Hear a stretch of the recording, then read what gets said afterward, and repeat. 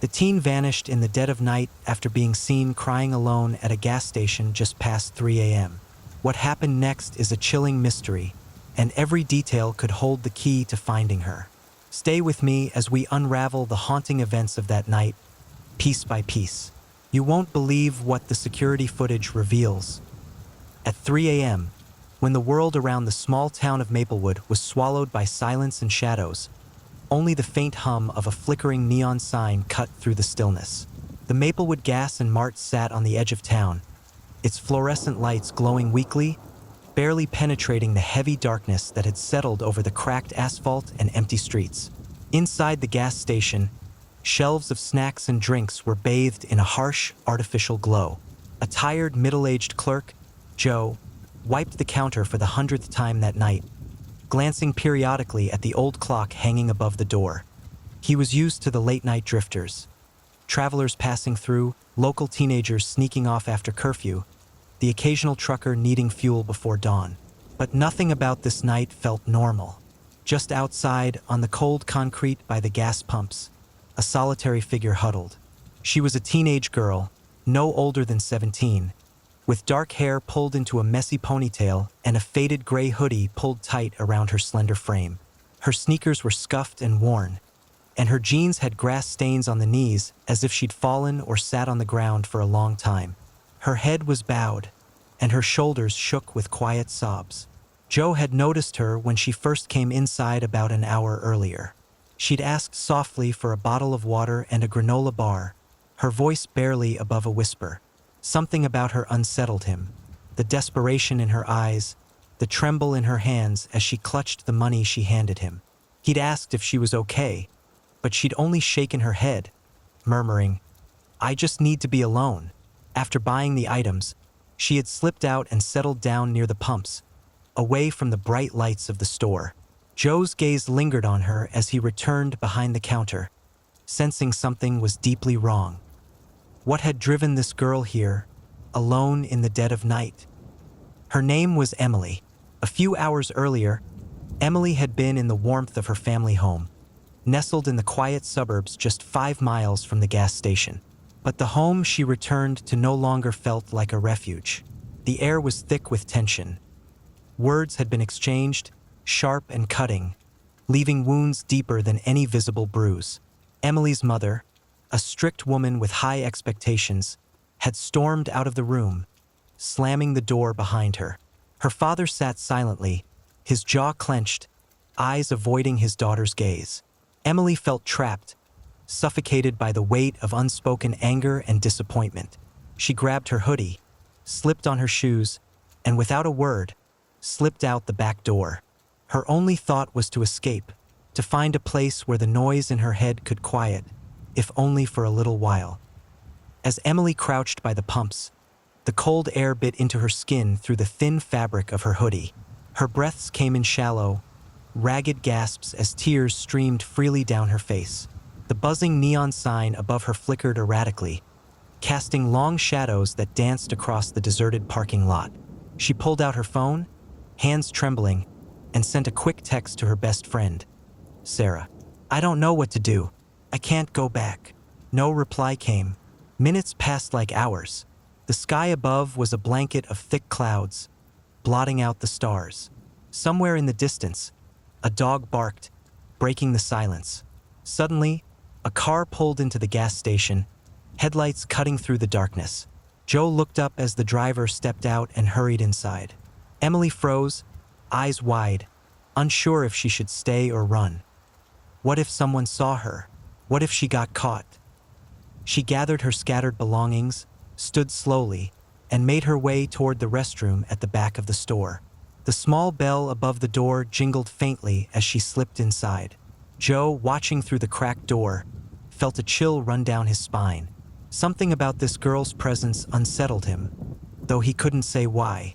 Time ticked by slowly. Minutes later, Joe called out softly, "You okay in there?" No response. The silence stretched on. He approached the door and gently knocked.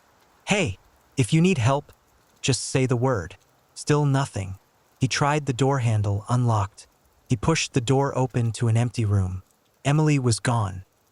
Panic bubbled up in Joe's throat as he rushed outside to search the parking lot. Her backpack lay near the entrance, zippers half open. Inside were a few personal items: a worn notebook, a family photo, and a small charm bracelet. But Emily was nowhere to be found.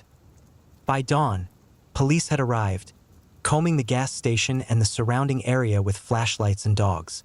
Interviews were taken, CCTV footage reviewed. The footage showed Emily entering the store, purchasing items, walking to the restroom, and then simply vanishing.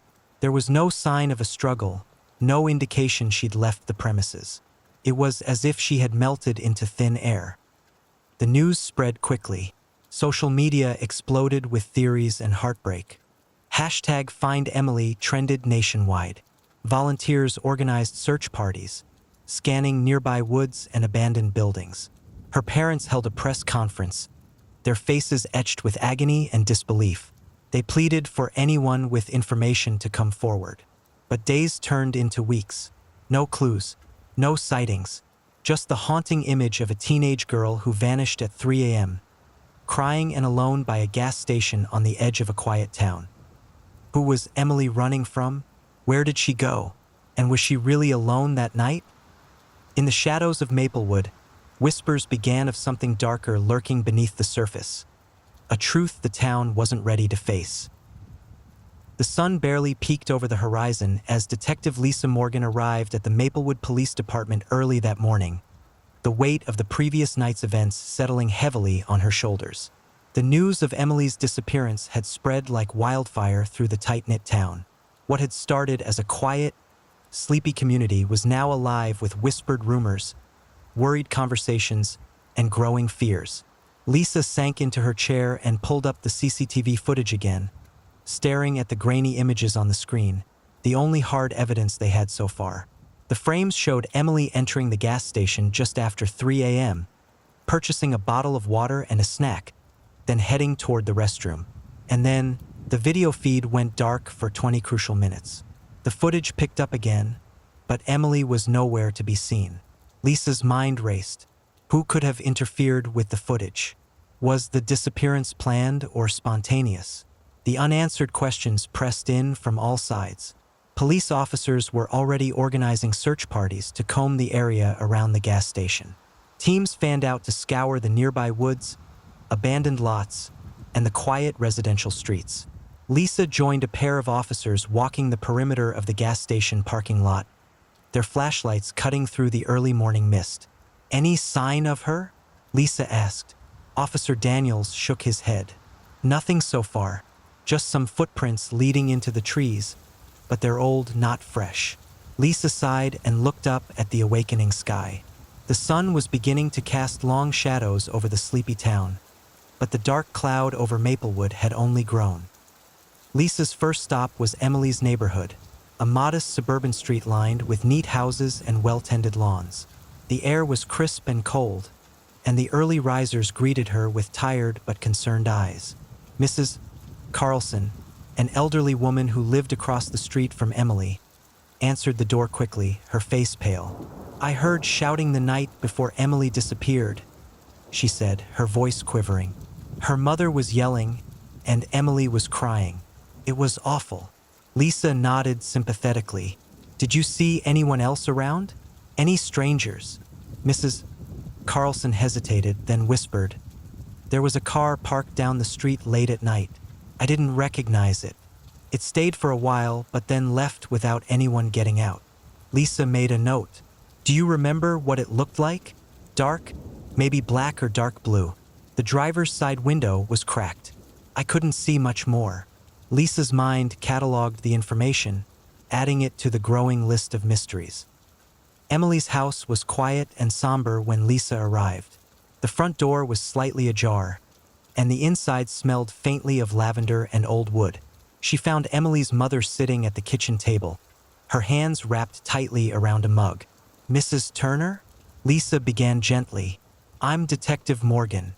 I know this is hard, but we need to understand what happened. Can you tell me about Emily's last days?" Mrs. Turner's eyes were red-rimmed but resolute. "Emily and I, we had our differences, She was struggling with school, friends. She didn't feel understood. But I never thought she would run away. Not like this. Lisa nodded. Did she mention anyone bothering her? Someone making her afraid? The woman's lips tightened. No, I don't think so. Lisa's gaze lingered on the family photos lining the walls. Smiling pictures from happier times. Something felt off. Later that morning, Lisa met with Frank, the local shop owner who had seen a man lurking near the gas station the night Emily disappeared. He was wearing a dark jacket, hat pulled low, Frank said, rubbing his hands nervously. Kept looking at the gas station like he was waiting for something or someone. Lisa pressed for more details, but Frank's memory was hazy. I couldn't see his face clearly. It was just unsettling. Lisa knew that man might hold answers, but without a description or a name, tracking him would be like chasing a ghost. Back at the station, Lisa sat alone with Emily's notebook, which had been found in the abandoned backpack. The pages were filled with neat handwriting, confessions, and sketches. Sometimes I feel invisible, like no one hears me, like I'm already gone. One entry detailed Emily's growing anxiety about a stranger who had been sending her messages online, threatening and cryptic. She had told her best friend Sarah, but no one had taken the threats seriously. Lisa felt a knot tighten in her stomach. Was Emily's disappearance connected to this stranger? Outside the official investigation, the townspeople took matters into their own hands. A Facebook page called Find Emily quickly gathered thousands of followers. Volunteers organized search parties, calling Emily's name into the wind as they trekked through the woods and abandoned buildings. The local diner was filled with patrons glued to their phones, refreshing social media feeds and sharing every update. Lisa checked her phone constantly, watching the hashtag gas station vanish trend nationwide. Sarah, Emily's best friend, finally agreed to speak with police. I didn't want to get involved at first, she said quietly. Emily was scared. She told me about messages she was getting, but I thought it was a joke. She pulled out her phone, showing texts filled with threats and warnings to disappear.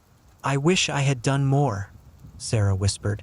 Lisa reassured her, but the guilt hung heavy in the air. Forensic analysts worked tirelessly on the gas station footage. They confirmed the video had been deliberately edited. The 20-minute gap had been erased. Someone wanted to hide what happened during that time. Lisa wondered if it was someone Emily knew, a friend, a family member, or the mysterious man Frank had seen. Rumors swirled. Was Emily running away, or was she taken? Was there something sinister in Maplewood? The town was divided, suspicion and fear growing with each passing day. One evening, Lisa received an anonymous tip, a voice whispering about a hidden truth beneath the town's surface. She leaned back in her chair, exhausted but determined. The search for Emily was just beginning. The town of Maplewood was no longer the peaceful community it once was. As days bled into nights without any sign of Emily, fear and speculation gripped the residents.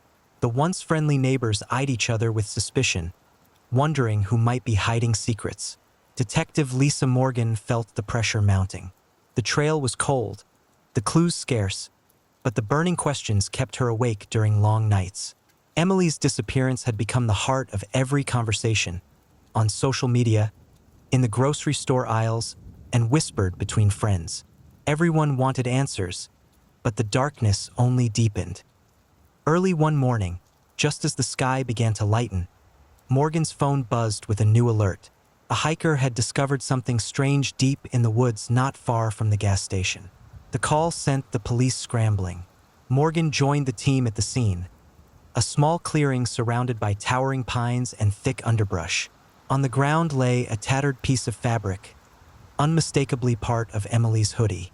Nearby, a broken charm bracelet glittered in the early sunlight. Morgan felt a cold knot twist in her stomach. Someone had taken Emily into these woods. But why? The officers began an intensive search of the area.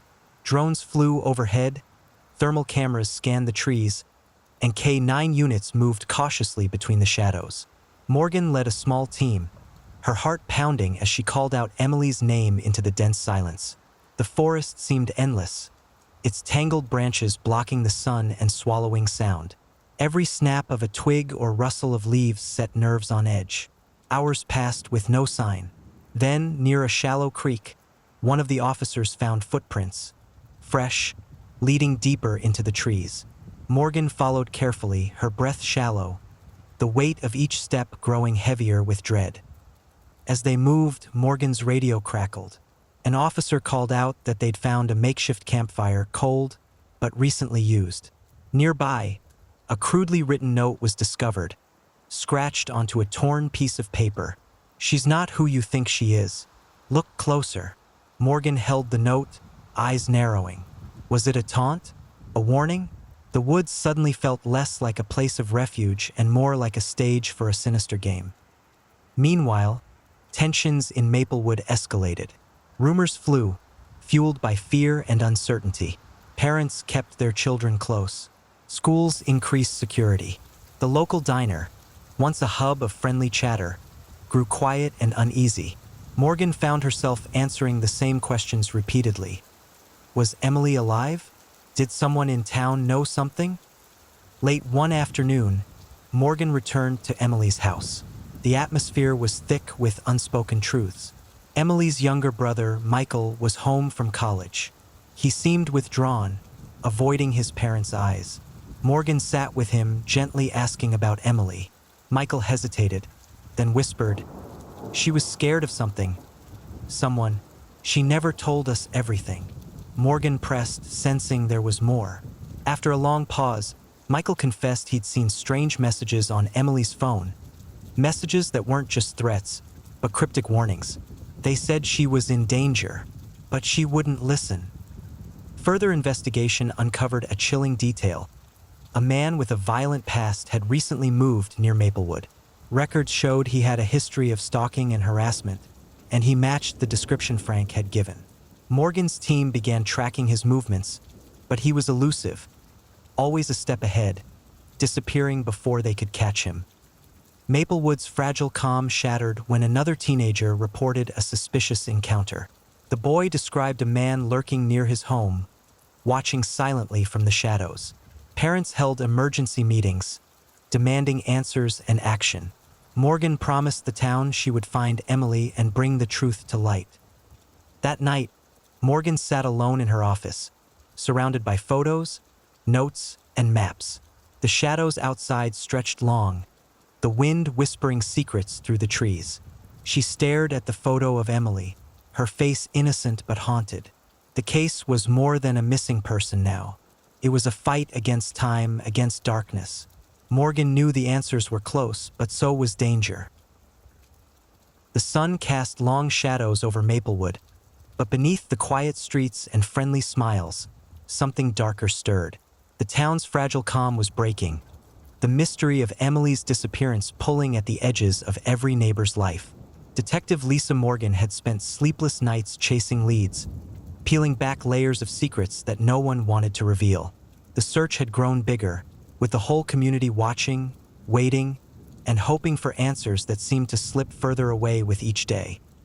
The breakthrough came unexpectedly. A woman called the station, her voice trembling. She said she had seen Emily the night she vanished, but in a place no one had thought to look. It was near the old abandoned mill, the woman said. I was driving late and saw her, scared, looking around like she was hiding.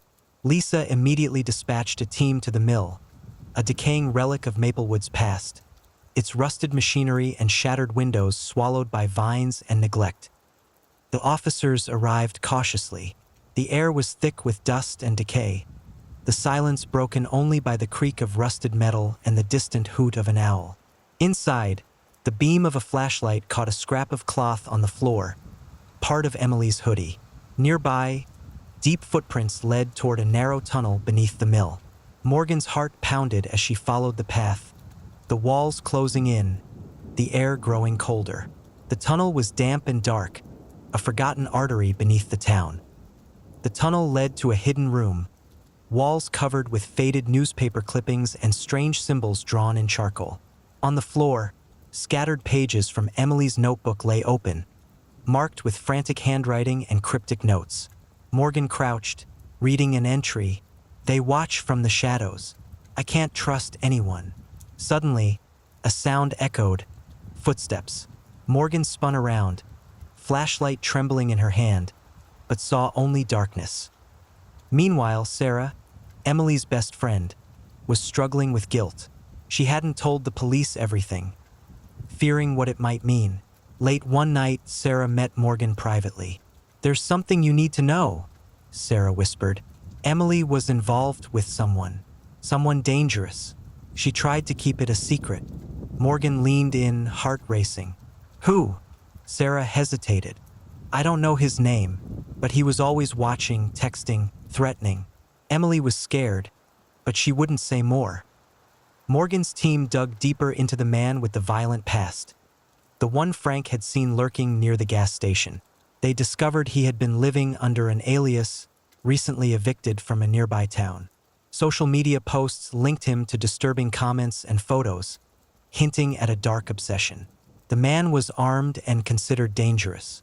Tracking him was a race against time. Maplewood's surface of tranquility cracked. Parents kept children indoors, doors were locked tight, and neighbors spoke in hushed tones. The local church held a vigil for Emily, candles flickering in the cold night air as the community prayed for her safe return. Morgan stood among them, silent but determined. She vowed not to rest until Emily was found. Just as hope seemed to dim, a search dog barked frantically in the woods near the river. Officers rushed to the spot and uncovered a shallow grave, recently disturbed. The ground was soft, but there was no body, only scattered belongings. A school ID, a bracelet missing beads, unmistakably Emily's. Morgan's stomach turned. Someone was trying to send a message. As the investigation intensified, Morgan received anonymous tips, cryptic messages warning her to back off, but she pressed on. Her instincts told her Emily's disappearance was tied to something deeper, something woven into the town's history. Old records showed similar cases decades ago, unsolved disappearances that had been quietly buried. Morgan's office became a map of tangled threads, photos, notes, and scribbled theories. Late one night, she stared at a photo of the gas station, the neon sign flickering. Somewhere in the shadows, the truth waited. She knew the road ahead would be dangerous, but giving up was not an option. The chill in the air had settled deep into Maplewood, an invisible frost that seeped into the bones of the town. The disappearance of Emily had transformed the once peaceful streets into places where whispers filled the silence, and shadows felt a little too close. Every news crew that arrived, every light that illuminated a porch or an alley, reminded the residents of a truth no one wanted to admit. Emily was still missing. Detective Lisa Morgan paced her cramped office, the faint hum of the fluorescent light above the only sound accompanying her thoughts. Around her, the walls were plastered with photos, maps, timelines, a chaotic web of clues and questions that refused to untangle. Her mind raced with the name that kept surfacing: Marcus Hale, the man with a violent past and a dangerous obsession, who had been spotted lurking near the gas station on the night Emily vanished. The realization that he might still be watching, still playing a twisted game, gnawed at her relentlessly. Marcus had eluded capture for days now. Every lead on his whereabouts had turned cold, every tip a dead end. Morgan knew he was smart, methodical, someone who thrived in the darkness. The morning light had barely reached her desk when the phone rang, sharp and urgent. "It's him," the officer said, voice tight. "He's been spotted near the old bridge on the outskirts." Morgan grabbed her coat, adrenaline surging. "Let's move." The bridge was a forgotten relic, rusted and creaking over a slow-moving river. The fog hugged the ground like a ghost, blurring the edges of the world. Morgan's team moved in silently, searching for any sign of Marcus. A sudden rustle in the bushes caught her attention, but it was only a stray dog, eyes shining in the mist. Minutes stretched, tension thick. Then a distant figure appeared, dark jacket, hat low. Marcus Hale, Morgan called, stepping forward. The man turned, a twisted smile curving his lips. Looking for me? The chase was on. Marcus darted into the woods, agile and relentless. Morgan's heart pounded as she pushed through the underbrush, determination fueling every step. Branches clawed at her face, roots threatened to trip her, but she refused to stop. Suddenly, Marcus vanished, slipping into a narrow cave mouth hidden beneath hanging vines. Morgan hesitated, then followed. Inside the cave, the air was thick and damp. The beam of her flashlight danced across jagged walls covered with strange markings. Deeper and deeper she went, the silence swallowing her footsteps. At the back, a small chamber revealed itself, cluttered with belongings, scraps of fabric, and a battered backpack. Morgan's breath caught. Among the items was Emily's water bottle, empty but unmistakable. From the shadows, Marcus stepped forward, eyes glinting with madness and menace. "You shouldn't have followed me," he hissed. Morgan stood firm, voice steady. "Where is she, Marcus? What have you done?" A cruel laugh escaped him.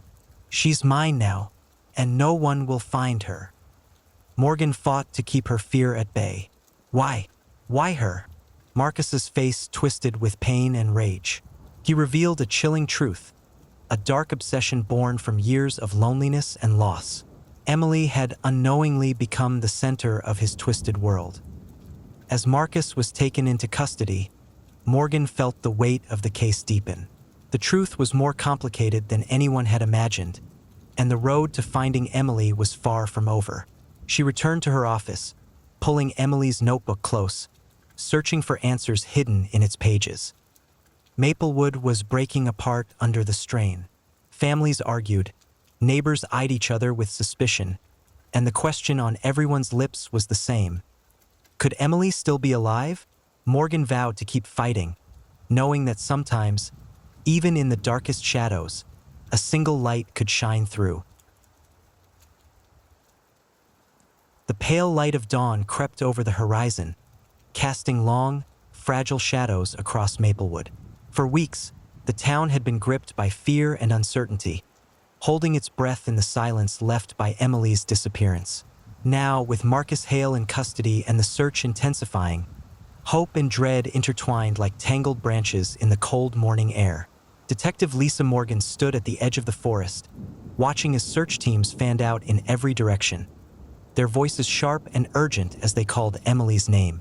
The dogs sniffed tirelessly, their noses close to the earth, tracking invisible scents. Every moment was precious. Every step could bring them closer to the truth. Lisa's thoughts drifted back to the night she had confronted Marcus in that dark cave, his twisted mind revealed in cruel laughter and bitter obsession. But despite his words, she had never lost faith that Emily was still alive, that somewhere she was waiting for rescue. It was a small, keen-eyed officer named Diaz who found it. A subtle disturbance beneath a fallen tree, thickly veiled by vines and moss. The opening was barely visible, but it led to a narrow tunnel, damp, cold, and filled with the musty scent of earth and decay. Lisa and her team worked quickly to clear the entrance and shone their flashlights into the gloom. Inside, they found a makeshift shelter, threadbare blankets, empty food containers, a battered backpack, signs that someone had lived here recently. Then, from deep within the shadows, came a faint cough. Hearts pounding, the officers called out softly. "Emily!" A pale figure emerged, trembling and weak, but unmistakably her. Emily was brought into the light, eyes wide with fear and confusion. Her skin was pale, bruised in places, her clothes torn and dirty, but she was alive. Lisa knelt beside her, voice gentle. "We've been looking for you, Emily. You're safe now." Tears spilled down Emily's cheeks, relief flooding through her. "I was so scared," she whispered. "I didn't think anyone would find me." Emily was rushed to the hospital, where doctors immediately began tending to her physical wounds. She was malnourished, dehydrated, and exhausted. But beyond the physical, the emotional scars were deep. Fear, trauma, and confusion clouded her eyes. Her parents arrived, overwhelmed with relief and guilt. They held her tightly, tears streaming as years of unspoken fears and pain poured out. Lisa stayed by Emily's side as much as she could, promising her that justice would be served. News of Emily's rescue spread quickly. Maplewood, once suffocated by fear, now buzzed with cautious hope. The community rallied together. Candlelight vigils were held, prayers whispered for healing and peace. The gas station where Emily had last been seen became a place of remembrance, a symbol of resilience. But beneath the hope lay raw wounds. Families struggled to process what had happened. The town would never be the same. Marcus's trial was a grim spectacle, a harrowing journey through darkness. Evidence piled high. The threatening messages, the hiding places, the physical proof of his obsession. Marcus showed no remorse. His cold, empty eyes chilled the courtroom. Emily's testimony, brave and fragile, pierced the silence. She recounted the terror, the loneliness, the desperate hope to escape. The jury deliberated for days, finally delivering a verdict of guilty. Justice was served, but the scars remained. With Marcus behind bars, Emily faced the long, difficult path of healing. Therapy sessions began, offering a safe space to unravel her trauma. Her family, fractured but determined, sought counseling as well. Slowly, they started rebuilding the bonds that had frayed under the weight of silence. Detective Morgan continued to check in, a steady presence amid the chaos. Months passed. Maplewood began to heal. The gas station, once a symbol of fear, became a place where neighbors gathered, sharing stories and memories. Emily found strength in her art, pouring her feelings into sketches that captured pain and hope alike. Lisa watched quietly from the sidelines, knowing the fight against darkness was never truly over, but comforted by the light that had returned. One evening, standing by the gas station's flickering neon sign, Lisa felt the weight of the past months settle. She thought of Emily, her courage, her resilience. The town was forever changed. The shadows lingered, but they no longer ruled. In the quiet, beneath the stars, hope burned bright.